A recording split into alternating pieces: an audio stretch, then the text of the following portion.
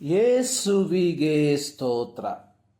ಇಂದು 2 July 2025.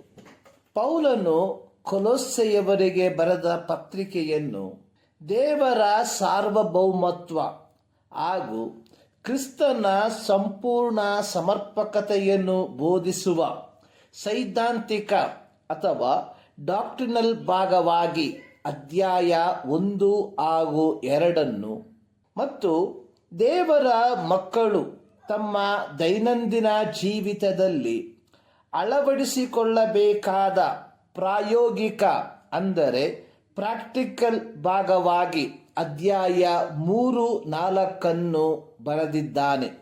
ಪೌಲನು ಸಭೆಗಳಿಗೆ ಬರೆದ ಪತ್ರಿಕೆಗಳು ಈ ಒಂದು ವಿಧಾನವನ್ನು ಅನುಸರಿಸುವಂಥದ್ದಾಗಿದೆ. ಹಾಗೆಯೇ ಪೌಲನು ವೈಯಕ್ತಿಕವಾಗಿ ವ್ಯಕ್ತಿಗಳಿಗೆ ಬರೆದ ಪತ್ರಿಕೆಗಳಲ್ಲಿಯೂ ಇದಕ್ಕೆ ಸಮಾನಾಂತರವಾದ ವಿಧಾನಗಳನ್ನು ಕಾಣಬಹುದು.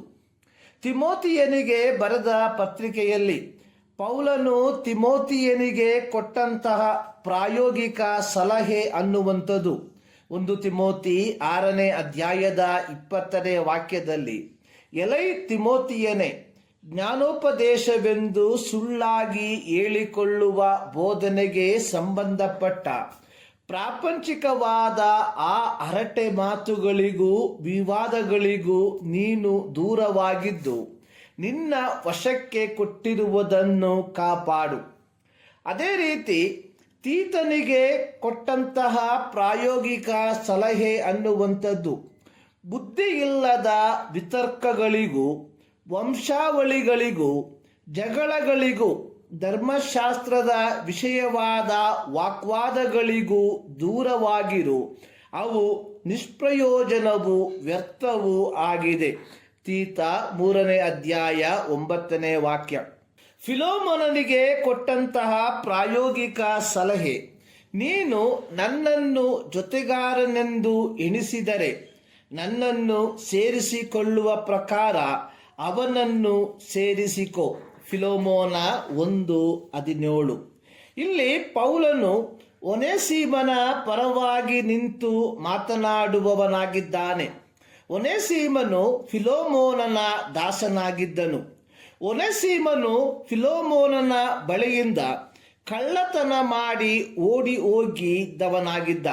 ಫಿಲೋಮೋನನು ಪೌಲನ ಮುಖಾಂತರ ಕರ್ತನನ್ನು ರಕ್ಷಕನನ್ನಾಗಿ ಸ್ವೀಕರಿಸಿದಂತೆ ಒನೇಸಿಮನು ಸಹ ಫಿಲೋಮೋನನ ಬಳಿಯಿಂದ ಓಡಿ ಹೋಗಿ ರೋಮಾಪುರದಲ್ಲಿ ಸೆರೆಯಾಗಿದ್ದ ಪೌಲನ ಕೈಯಲ್ಲಿ ಸಿಕ್ಕಿ ಹಾಕಿಕೊಳ್ಳಲು ಪೌಲನ ಮುಖಾಂತರ ಕರ್ತನನ್ನು ಕಂಡುಕೊಂಡನು. ನಂತರ ಅವನನ್ನು ಫಿಲೋಮೋನನ ಬಳಿಗೆ ಕಳುಹಿಸಿ ಕೊಡುವಾಗ ಪೌಲನು ಫಿಲೋಮೋನನಿಗೆ ಹೇಳಿದಂಥದ್ದು, ನೀನು ಅವನನ್ನು ಕ್ಷಮಿಸು.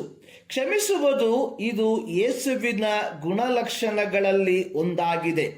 ಪೌಲನ ಬೋಧನೆಯಲ್ಲಿ ಬರಹಗಳಲ್ಲಿ ಅಡಕವಾಗಿದ್ದ ಮುಖ್ಯ ಸಂದೇಶ ಕ್ರೈಸ್ತರ ಪ್ರಾಯೋಗಿಕ ಜೀವಿತ ಅಥವಾ ಕ್ರೈಸ್ತರ ನಡತೆ. ಪ್ರಿಯರೇ, ಕ್ರಿಸ್ತನು ಇಚ್ಛಿಸುವಂಥದ್ದು ನಾವು ಅನುಕರಣೆ ಮಾಡದೆ ಇರುವಂಥದ್ದು ನಮ್ಮ ಪ್ರಾಯೋಗಿಕ ಜೀವಿತ. ನಾವು ಕೇವಲ ಸೈದ್ಧಾಂತಿಕ ಅಥವಾ ಡಾಕ್ಟ್ರಿನಲ್ ಭಾಗವನ್ನು ಕೇಳುವಂಥವರು ಮಾತ್ರವಾಗದೆ ಅದನ್ನು ಪ್ರಾಯೋಗಿಕ ಜೀವಿತಕ್ಕೆ ಅಳವಡಿಸುವಂಥವರಾಗಿ ಮಾರ್ಪಡಬೇಕು.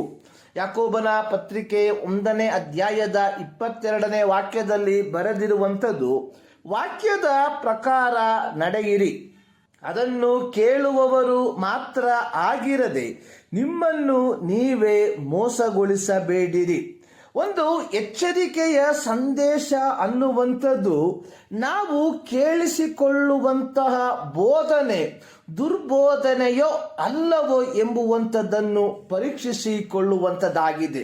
ಈ ಮುಂಜಾನೆಯಲ್ಲಿ ಸರ್ವಶಕ್ತನಾದ ದೇವರು ಈ ಮಾತುಗಳ ಮೂಲಕ ನಿಮ್ಮನ್ನು ಆಶೀರ್ವದಿಸಲಿ.